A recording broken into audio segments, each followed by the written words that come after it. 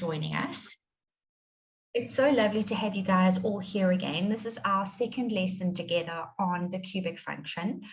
We've got another 2 lessons to go on this, and then we're going to move on to finance. So what we were doing on Tuesday really ties together with today's lesson, because in order to be able to sketch a cubic function, you need to be able to factorize and solve cubic equations, which is what we were practicing last time. Right, but before we get into sketching cubic equations, I just wanted to discuss some of the characteristics of the cubic function with you, right? So let's get into that. I don't know if you recall, but from our lesson on Monday, and obviously what your teachers have taught you at school, all cubic functions take the form y equals ax cubed plus bx squared plus cx plus d. Okay, now it's possible for b to be 0 and c to be 0 and d to be 0, but a can't be 0 because then it's not a cubic function. All right, the sign of a is really important. Okay, so when it comes to something like a parabola is smiley faced up when y equals ax squared plus bx plus c. When this a over here is positive, it's a smiley face. When it's a negative, then the graph is sad faced. So the coefficient of the x squared term affects the shape of the parabola. The coefficient and its sign of the x cubed term also affects the shape of the cubic function. All right, so same idea, either a can be positive or a can be negative. If a is positive, and this you have to learn off by heart, my tricks, your graph is concave down and then concave up. Okay, so this is now a new word because we don't talk about smiley face anymore. We talk about concavity when we get to matric. Okay, so concave down is this bit over here. All right, then it changes from being concave down to being concave up. So its concavity changes, and now it is concave up. Right, we're going to talk more about concavity as the lesson goes past, but I'm just highlighting that for you now. Okay, so shape is very important. If A is negative, it's the other way, all right? So in other words, it's first going to be concave up, and then it's going to be concave down. Okay, so it's concave up first. Oh, whoopsie, goodness. It's concave up first, and then it is concave down second after that.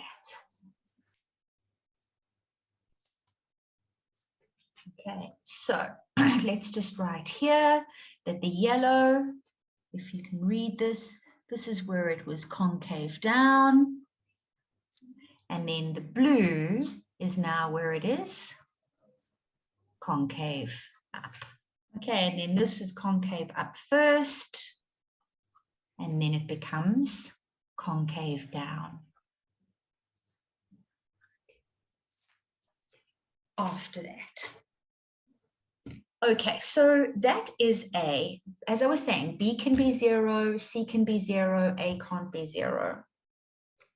As far as D is concerned, if there is a number on its own, all right, so let's just get a different color here. Let's go with pink. A number on its own, a constant term, then that is always going to be, can anybody tell me without me telling you, what does D represent? Anybody know what D represents in the cubic function?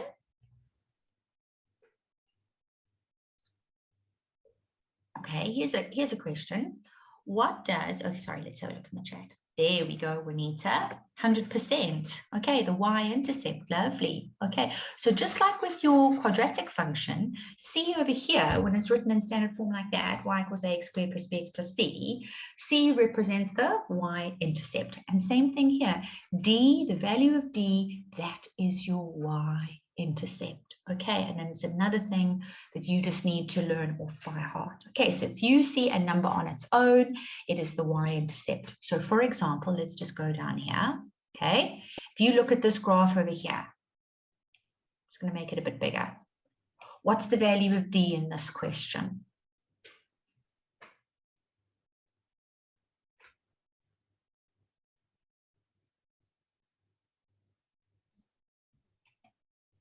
Beautiful. Well done, guys. Lovely.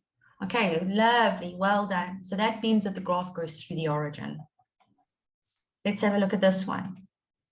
Okay, so we might do this one or we might do the other one. What's the value of the y-intercept here in question D? That's it, Maya. Okay, minus 16. Good. Okay, lovely. Well done, guys. Yes. Boise and Riobelue and Amanda. Lovely, lovely, lovely. Can you see in this particular one, D as well? Now here's a question for me to ask you. What is the coefficient of the x squared term in D? What is the coefficient of the x squared term in D? I bet you guys are far too clever. There we go. It's 0. It is 0. Okay, because there is no x squared term. Well done, guys. Okay, yeah, it's going to be 0. Lovely. All right, so we'll come back to that. So what that tells me is that your teachers at school have done a good job of explaining this to you, all right, which is really, really encouraging to see. Okay, let's just talk a little bit more about the cubic function. And I think what I'm going to have to do here, I never give myself enough space. I think I write smaller than I actually do. All right, there we go. So we have now got a cubic function, and I'm just going to draw this one concave down and then concave up. And we're just going to talk a little bit more about what's going on here specifically. Okay. So we can look at our graph in sort of 3 broad characteristics. So either we can look at it in terms of what is f of x doing, for which values of x is f of x doing something, or we can look at it in terms of f prime x, or we can look at it in terms of f double prime x.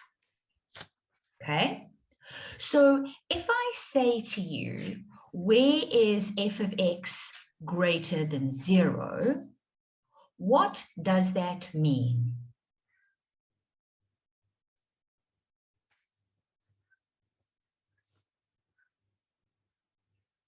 What does this mean?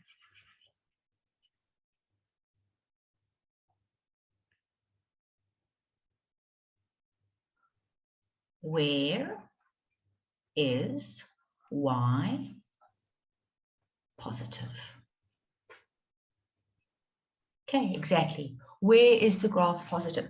So if this is my x-axis over here, and let's just suck some numbers here. Let's say that, oh gosh, why am I making that 12? Let's make that minus 2, and let's make that 1, and let's make that one 5. Okay.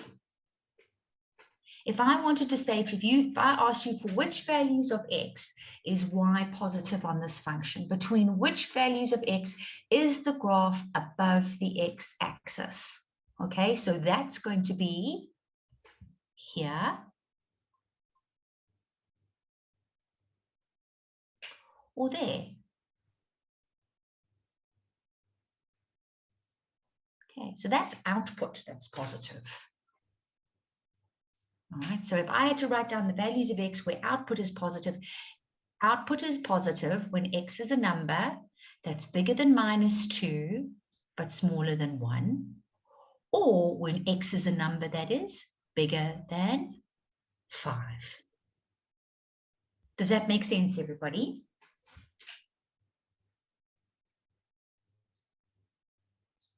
Are we feeling good? Thumbs up? Thumbs down?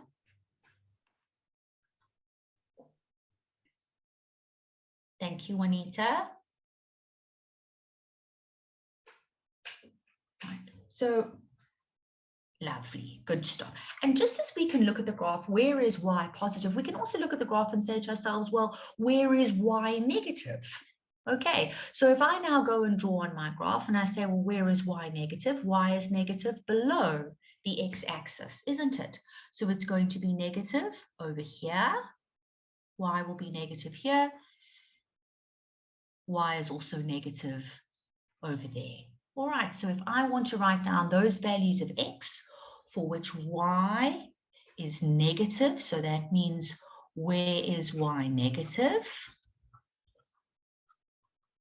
Whoopsie, oh, no, I didn't spell it wrong. Negative, that's going to be, can anybody maybe give me an answer here without me telling you? For which values of x is y negative? Anybody want to offer an answer? Even if it's wrong, it doesn't matter. Okay, no one's here to judge you. We're here to help you. For which values of x is y negative, matrix?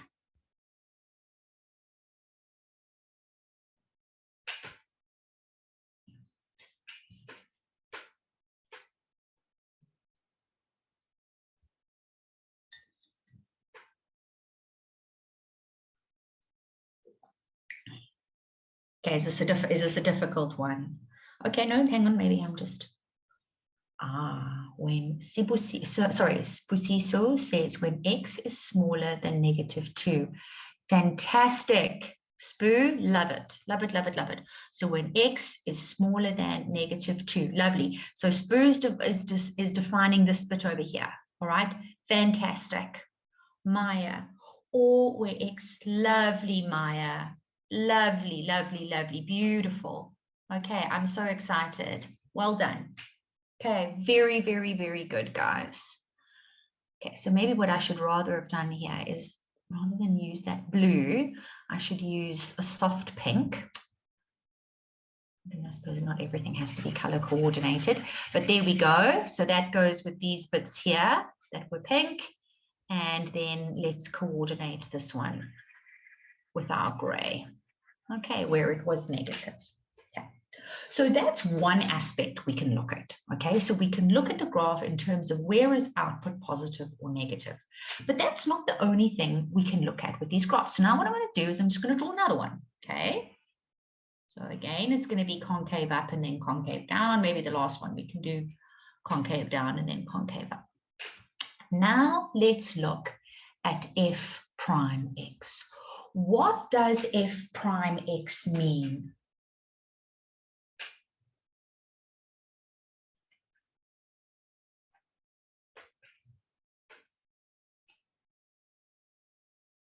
Beautiful, Cassandra. Lovely. It means gradient. Lovely.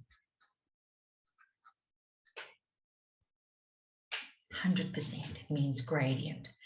And either we are walking uphill or we are walking downhill. Okay? So if we are walking uphill, we would say that the gradient is increasing. If we are walking downhill, then we would say that the gradient is decreasing.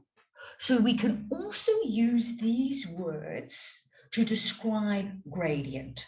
So uphill or increasing means when gradient is positive. So i.e. f prime x is greater than 0.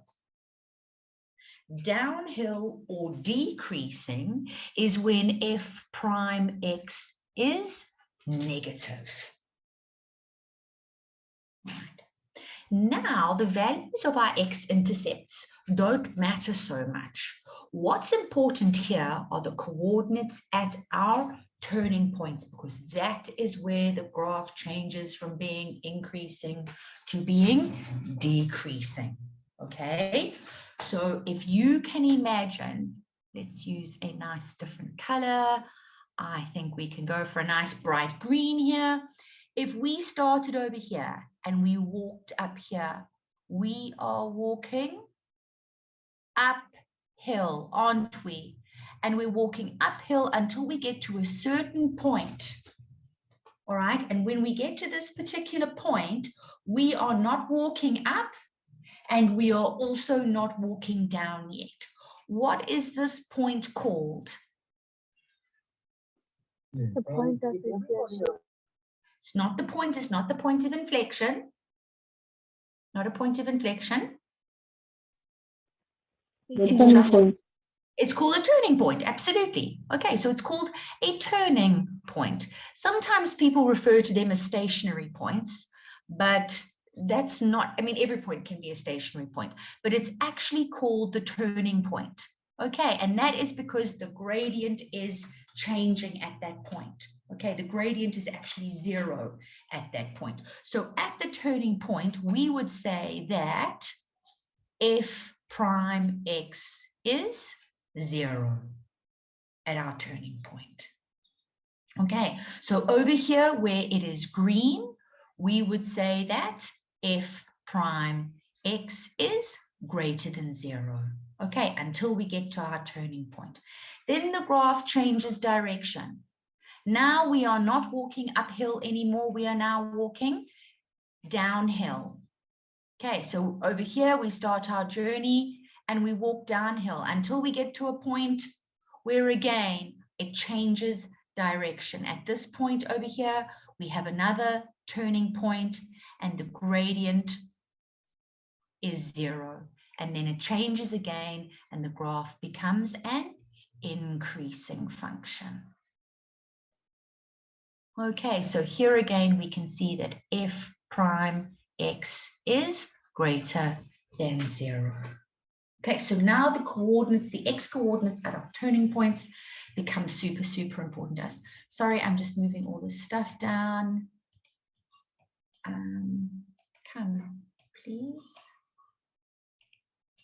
Don't give us a hard time. All right. Hey, how? What am I doing? Okay, there we go. Let's have a look what's going on in the chat. Oh, turning point, turning point. Yes, absolutely, guys. That is the turning point.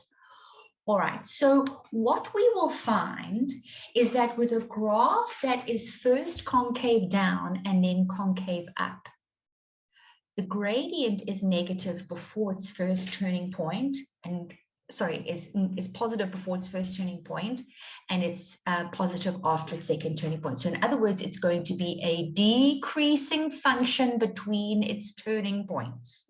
Okay, so this sort of graph, I don't know if I have a, let's find, there we go. Okay, it is a decreasing function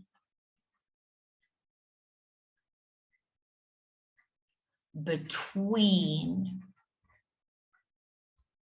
its turning points. Okay, so now if I said to you that over here, the x coordinate at this turning point is, let's say, -1, and the x coordinate at this turning point is 2, and I say to you, okay, matrix, for which values of x is it a decreasing function? What are you going to tell me? For which values of x is it a decreasing function?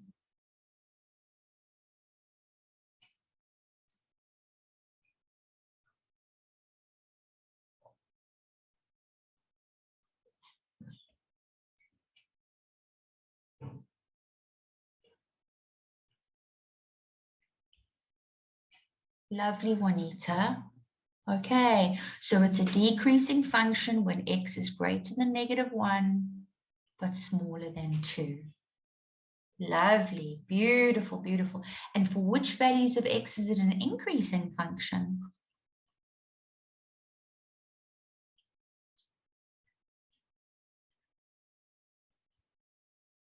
Lovely, yes, Boo, perfect.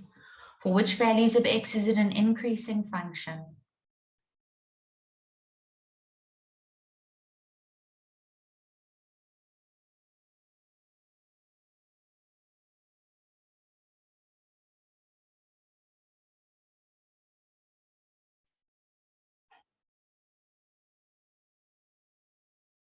Okay, so it's going to be an increasing function from this point here to the left. So that will be where x is smaller than -1. That's it, Juanita. Or where x is greater than 2. Okay, so that is, the green is discontinuous. It's not a continuous region.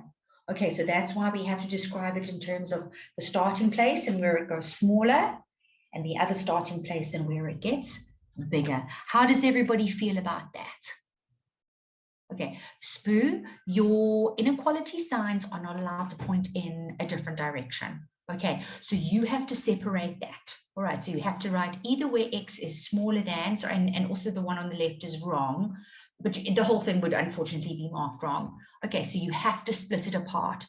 So when we want to write between in maths, this is the way in which we write it.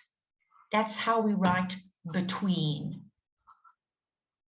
So between this and between here, between the two, okay? Right, this is where I'm writing smaller than.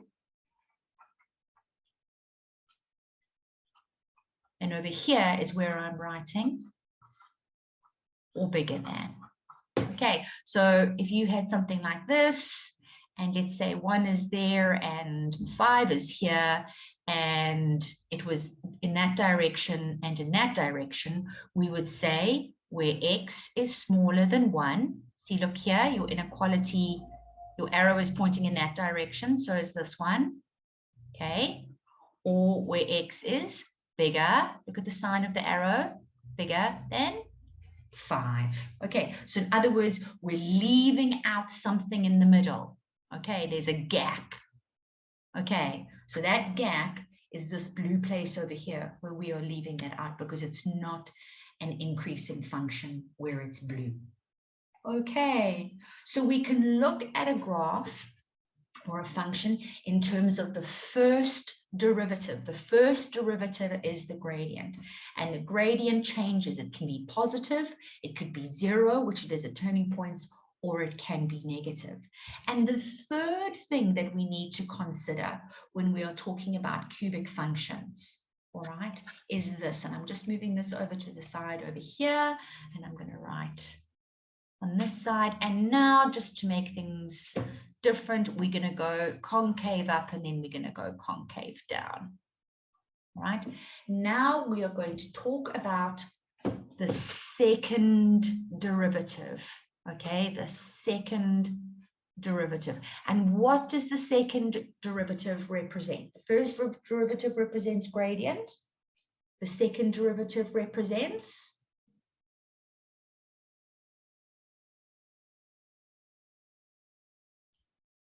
indeed, it does. It represents concavity, as Cassandra said.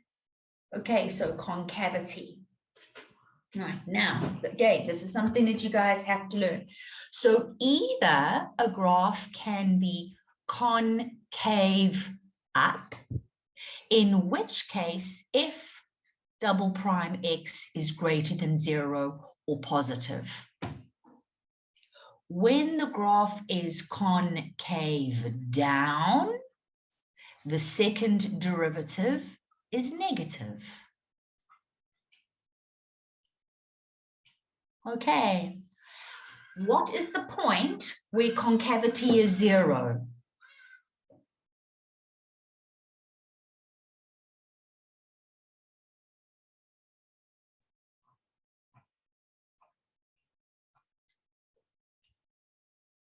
Not the turning point, your point of inflection. Okay, at the turning points, gradient is 0. Okay, Cassandra, at the turning points, gradient is 0. Mihlali, okay, gradient is 0 at the turning points. Okay, concavity is 0 at the point of inflection. Am I writing in the correct color here? Okay, so we have 0 concavity at the point of inflection. Yes. Okay, so here at the turning point, there and there, gradient is 0. Okay, so here f prime x is 0. Here, f prime x is 0. But exactly halfway in between these two is our point of inflection. So here's our point of inflection in blue. And at this point, f prime prime x is 0. Okay, before our point of inflection, this particular graph, all right, is concave up. This, oopsie, this shape here, very badly drawn by me. This is concave up in the yellow matrix. That's concave up.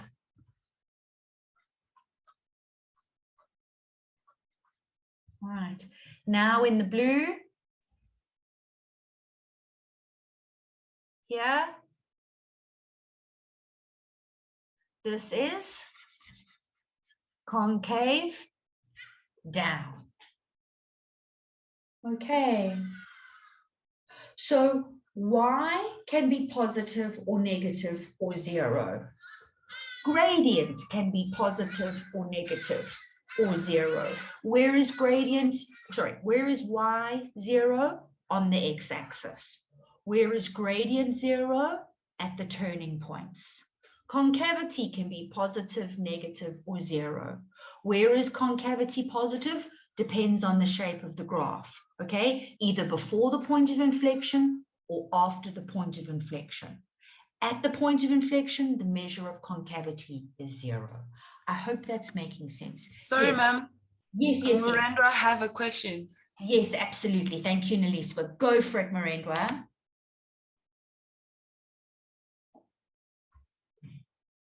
You can unmute and speak, Miranda.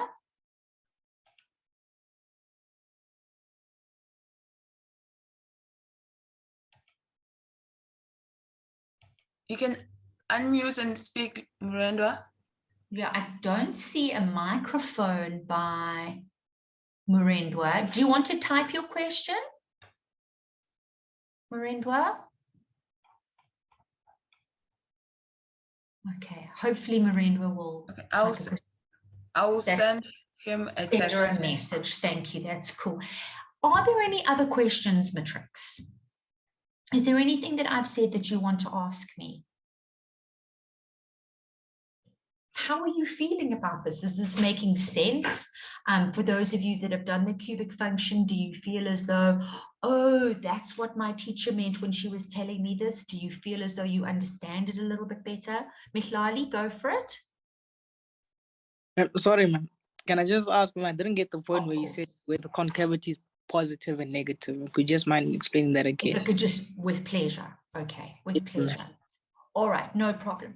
So we've looked at three things, Mihlali. We've looked at y, we've looked at output, we've looked at gradient, and we've looked at concavity. So the graph will have a measure of concavity that is either positive or negative. All right. If the value of the concavity is a positive number, all right, then the graph is going to be concave up. If it is a negative number, then the graph is going to be concave down, right? So the point of inflection is the point where that changes. So if it was positive, it now becomes 0 and then it becomes negative. Or if it was negative, it's 0 and then it becomes positive. Okay, so the graph will either be concave up or concave down before or after the point of inflection, depending on the shape of the graph. So if A is negative, okay, now when I say if A is negative, the A that I am referring to is the y equals ax squared plus ax cubed plus bx squared plus cx plus d. So if this A value over here, the one that we were talking about in the beginning, if that is negative, the graph is first concave up like this one over here and then concave down.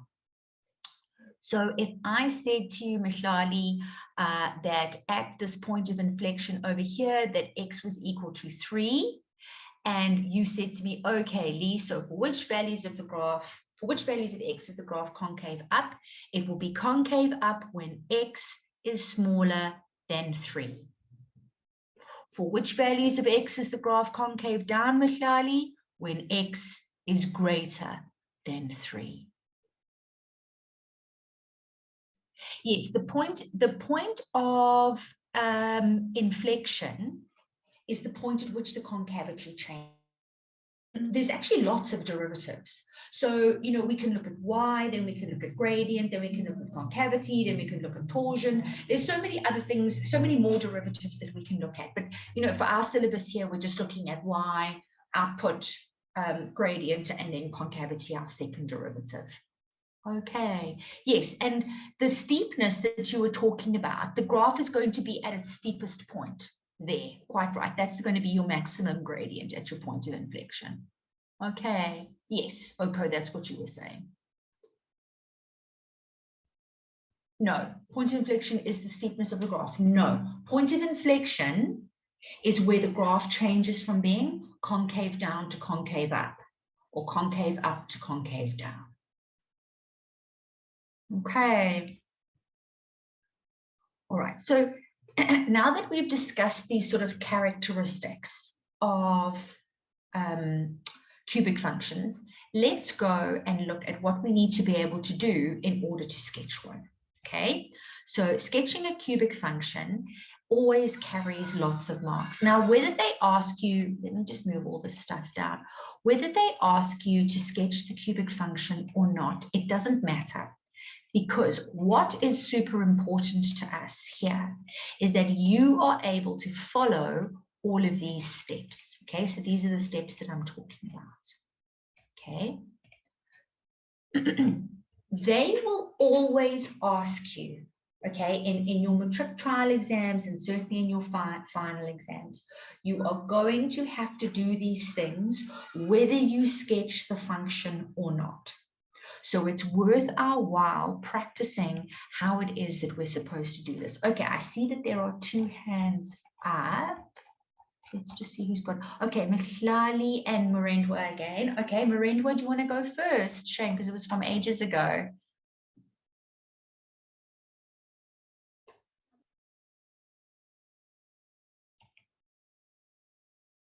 Marendwa, oh, you disappeared again.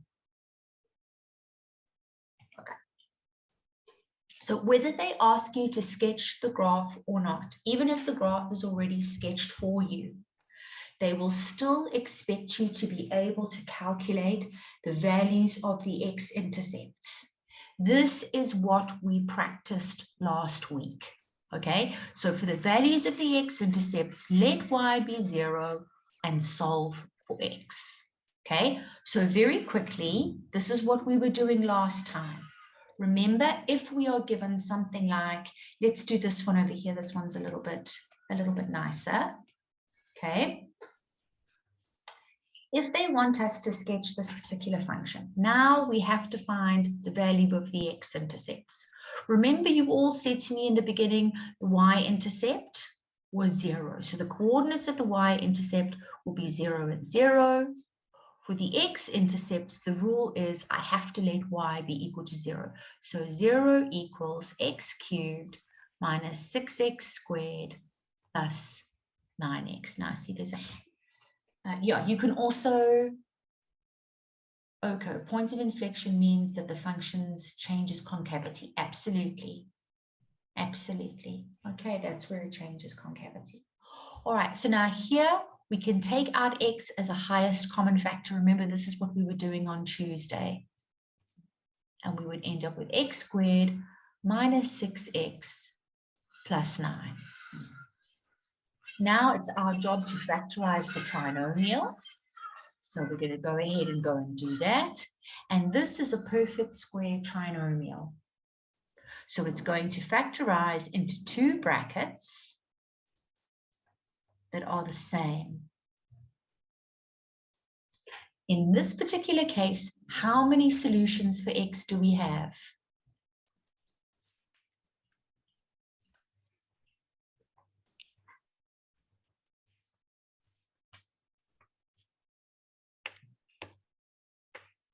not 3 are a tilde.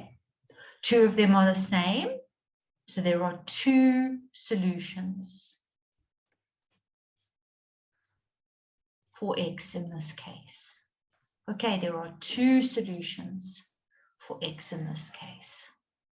So when we solve a cubic equation and there are 2 solutions for x, it means that one of these x-intercepts is also a turning point. And that will happen where the bracket has doubled up.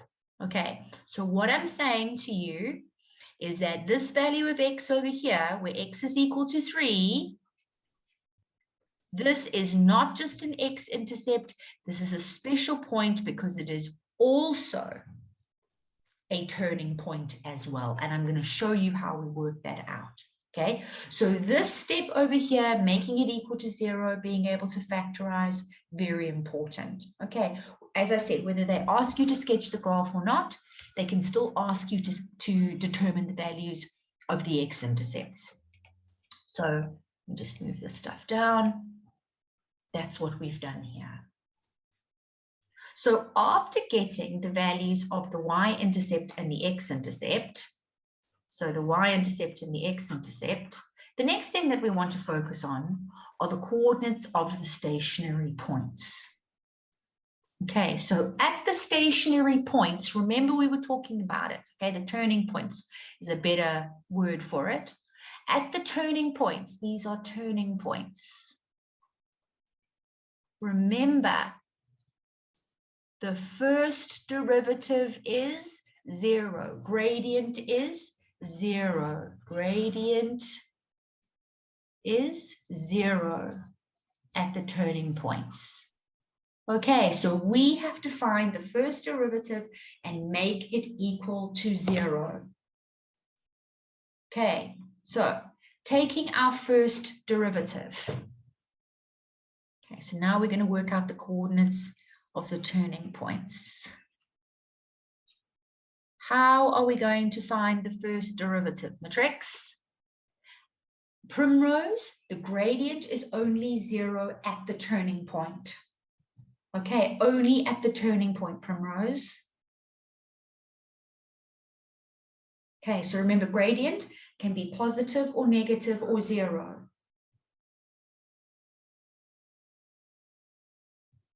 Okay. We differentiate, we do, Spur. We do. That's exactly what we do. So when we differentiate, we write f prime x. And now we apply our power rule. And our power rule means we've got to multiply our exponent by our coefficient and take 1 away from the exponent. So this becomes 3 times 1 is 3x squared. What's the next term going to be, matrix? Does anybody want to tell me what's the second term of the derivative? Okay, cool, Maya, positive or negative? There we go, minus 12x. Lovely, guys, lovely, lovely, lovely. Okay, then it's going to be minus 12x. And then what's going to happen with the plus 9x? When I derive that, what am I going to end up with? Indeed, lovely, guys. Very, very nice. Okay, so we have derived. Good. Now remember, at the turning point, the derivative is 0, okay? The derivative is 0. F prime x is 0. So now we are going to write 0 equals 3x squared minus 12x plus 9. It is extremely important that you write both of these lines when you're finding the coordinates at the turning point. You absolutely, absolutely, absolutely have to differentiate, and you must show this 0. You get a mark for both of these. Okay, so these are 2 nice, easy marks that we can get. Okay, so make sure you show those steps. Aha, I like it, Oko. You said divide through by 3. Yes, that's exactly what we're going to do. And we're going to end up with x squared minus 4x. Oh, Spoo's already factorized. Awesome. Cool, Spoo. Let's see. Okay, I'm getting x minus 3, x minus 1. Do you agree, Spoo? Let's see what you put in there. Yeah. Okay, cool. I agree. Now, remember I said to you, we already knew that x equals 3 was going to be a turning point. Remember I highlighted it here for you in yellow, okay, because the bracket doubled up when I found the x-intercepts. And look, here you go, it has come true. X equals 3 is a turning point and an x-intercept, or where x is equal to 1. Okay. Yes, I divided by 3, Marendwa, when I went from this line over here to that one over there. We divided every term by 3, just to make life easier for when we factorize. Okay, matrix, another thing that happens where you guys throw marks away is that the 0 sometimes disappears. Even if you're working on this line over here and you've got your factors, make sure your brackets are equal to 0. Okay, you are solving. If there is an accuracy mark on this line, which there often is, and you don't write the equal 0, they're going to penalize you. And this is how we end up losing our marks matrices, when we make lots and lots of silly mistakes. Okay. All right. Now I saw someone say something about, oh, Lesedi. Lesedi says sub 3 into the original equation. Lesedi, yes. But why is that not actually necessary in this case? Don't you already know what y is? Exactly. We already know that f of 3 is going to give us 0. Okay, from up here. All right, so f of 3 will give us 0. So we know that the coordinates of one turning point will be 3 and 0. But yes, absolutely. Let's sub in the 1. So now we have to work out f of 1. Okay, so back into the original. Okay, so back in here, guys. Let's pull this down.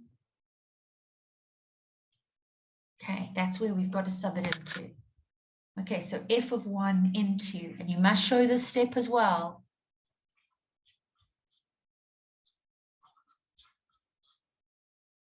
Okay, and what do we end up with as an answer? Good, I agree. Okay, so that means we have a turning point at 3 and 0, and we have a turning point at 1 and 4 as well.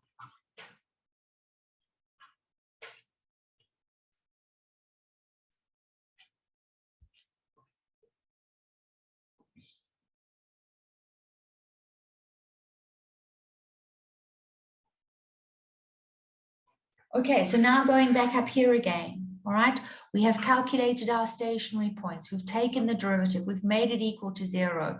We've substituted the x values back into the original where possible. And if the function has 2 stationary points, establish whether they are a maximum or a minimum by referring to the shape. Lovely. Let's do that next. Okay, so we have a local maximum and a local minimum. Hang on, where are my drawings? Oh, here we go. Okay. So here, this particular turning point, let me highlight it in a different color. What have we not used? Eesh. Can we even see the red? Yeah, I didn't think we would. Okay, that's a little bit dark. Okay, let's go with yellow. Okay, so this one over here, this turning point over here is going to be referred to as the local what?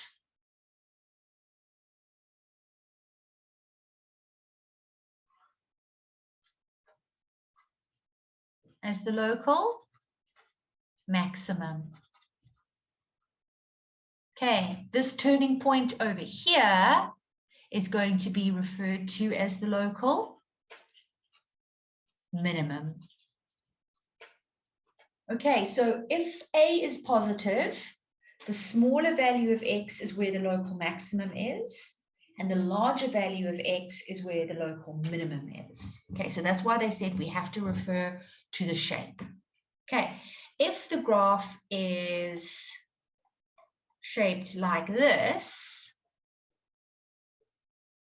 sorry, we've looked at that one. Sorry, if the graph is shaped like this, then this is going to be our minimum and that's going to be our maximum over there. So now when we go and have a look at this graph that we were drawing, okay, here's its equation over here. Is A positive or is A negative in our graph that we're drawing, guys? This one here.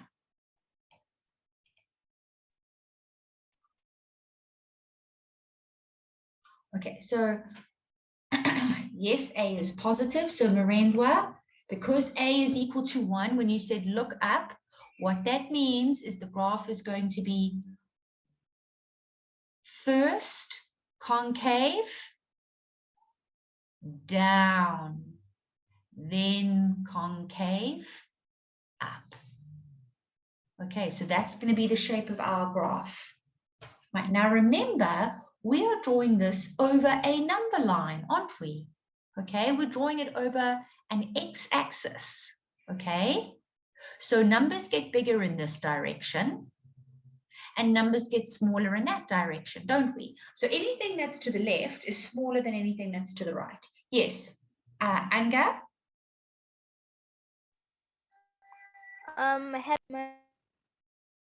Hello.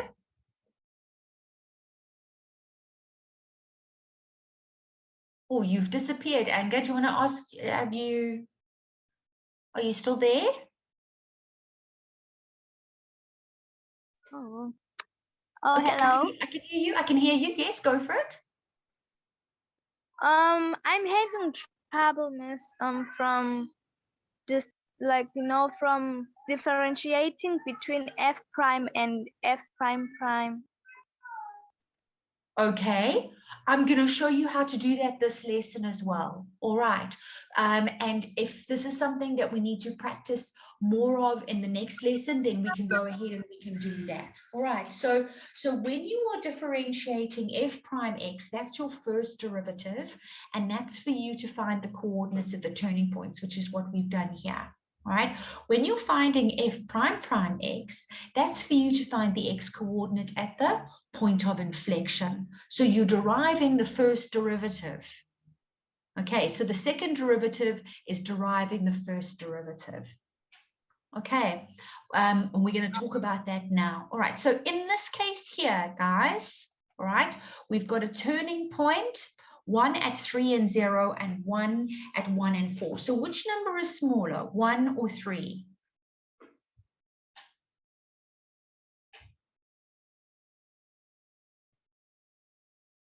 Okay, 1 smaller. So that means that the 1 has to be here and the 3 has to be there. Okay, but we said that this graph has a turning point on the x-axis. So that means that the x-axis cannot be here. Okay, it has to be, let's get a pink and a shape. It means that the x-axis has to be, okay, I'm just going to move it down a little bit.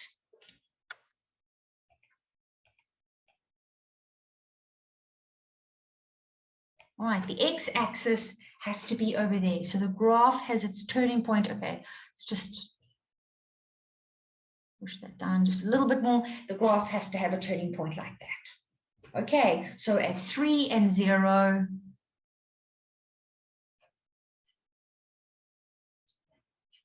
and 1 and 4. Okay, so we have to figure out which one is going to be the maximum, which one's going to be the minimum. 1 and 4 is going to be the local.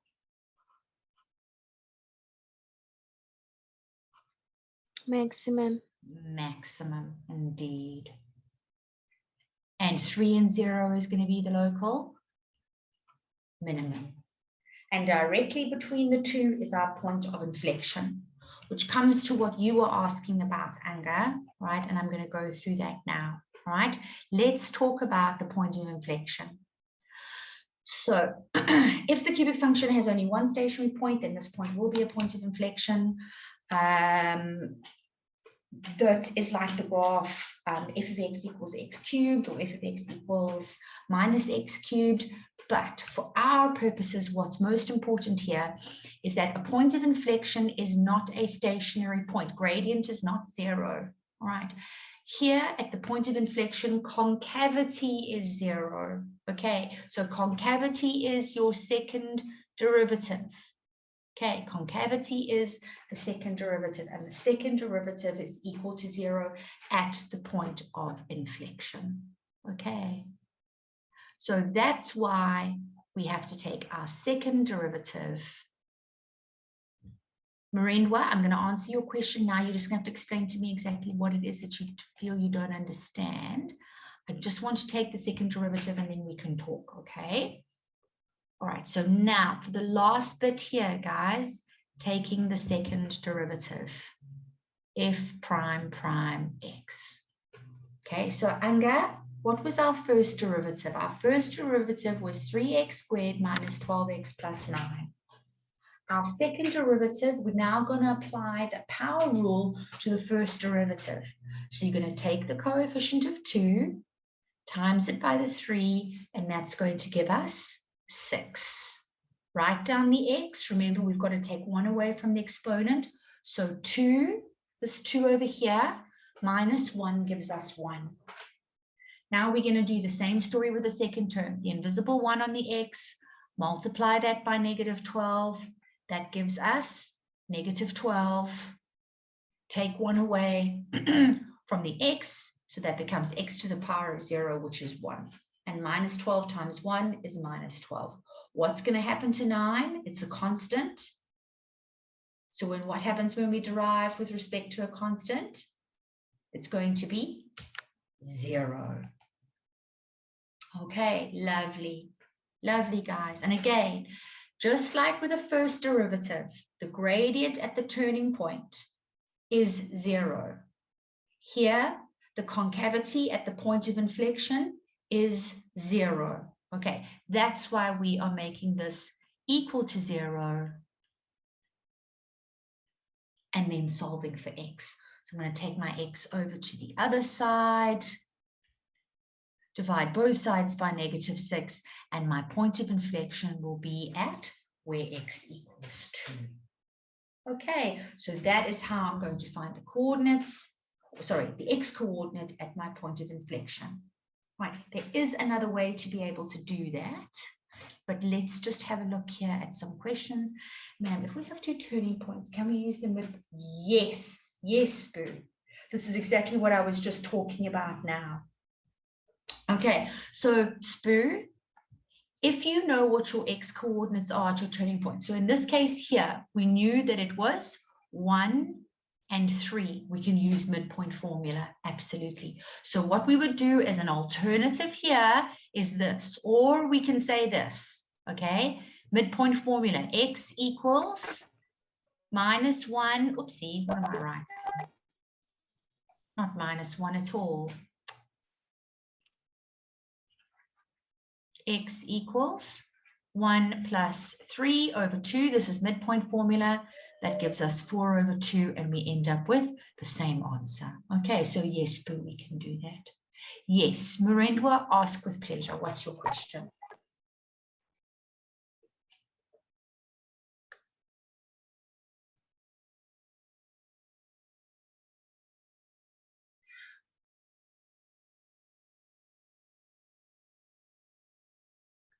Marendwa, I can't hear you.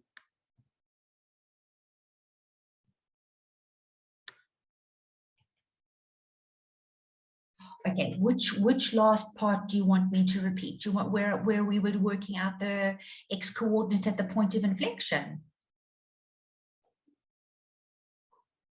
So this bit that I've got in orange here. Okay, all right. So what I'm trying to do here, all right, with this last bit is calculate the x coordinate at the point of inflection. Okay, so here's the point of inflection, right, where the graph changes from being concave down to being concave up. All right, at your point of inflection, your second derivative, the measure of concavity, is 0. So what we have to do is we have to derive the first derivative. So if the first derivative was 3x squared minus, what was it, 12x plus 9, if I remember correctly, yes. We are deriving the first derivative. So we're applying our power rule. So we're taking our exponent, we're multiplying it by a coefficient, and then we're writing that down. And then we're taking 1 away from the exponent. All right, so, and then we do the same thing to this term. Now that we've got our second derivative at the point of inflection, the second derivative is 0. That's why we have this. And now we are calculating the x coordinate at the point of inflection. All right, and in this case, it's going to be where x is equal to 2. That's what I was trying to say.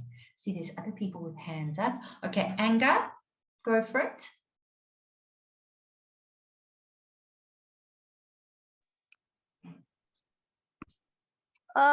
Okay, ma'am. I have a question about the part where we was putting the minimum point and the maximum point on the turning point. How do we know which point goes at the top and goes at the bottom if we don't have it on the Cartesian plane? Okay, so you need to know that based on the shape of your graph. So that's why I spent that time at the beginning of the lesson talking about what is the sign of the number that is in front of the x cubed.